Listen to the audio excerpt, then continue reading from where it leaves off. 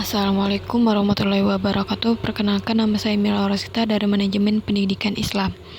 NIM 2211110253. Di sini saya akan menjelaskan tentang Pancasila yang ditinjau dari dasar historis, filosofis, sosiologi, dan yuridis. Di sini saya akan menjelaskan tentang landasan historis.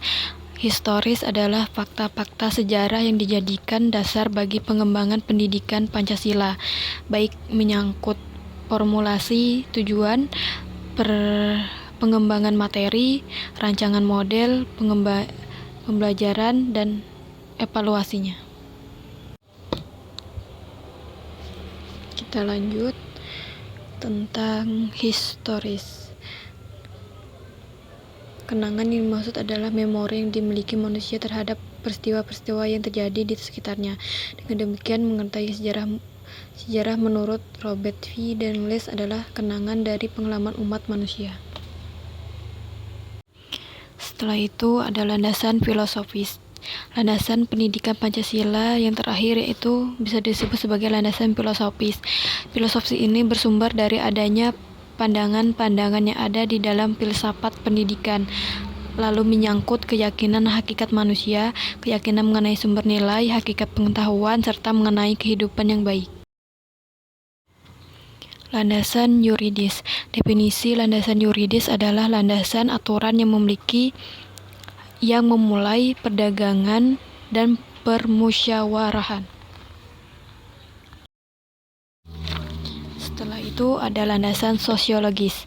Sosiologis adalah pertimbangan atau alasan yang menggambarkan bahwa peraturan yang dibentuk untuk memahami kebutuhan masyarakat dalam berbagai aspek, serta menyangkut fakta empiris mengenai perkembangan masalah dan kebutuhan masyarakat dan negara.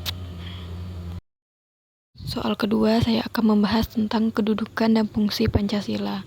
Pancasila merupakan pandangan hidup bangsa, memiliki dua fungsi utama, yaitu sebagai dasar negara di Indonesia dan sebagai sumber dari segala sumber hukum, atau sebagai sumber hukum dasar nasional dan tata hukum di Indonesia. Setelah itu, Pancasila sebagai ideologi negara. Pancasila adalah sebuah ideologi negara dan bangsa Indonesia yang bersifat terbuka, dalam arti isi dari Pancasila tidak bisa berubah-ubah sesuai kondisi perkembangan tertentu. Pancasila adalah hasil dari kontrak sosial.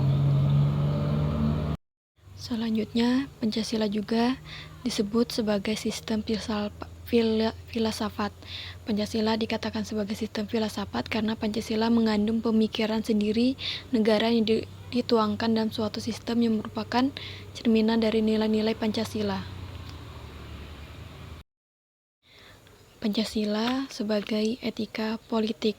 Etika politik adalah suatu proses pengambilan keputusan dan kebijakan lainnya yang harus diawali oleh nilai-nilai Pancasila, karena Pancasila mempunyai nilai yang sangat fundamental sebagai dasar falsafah bangsa.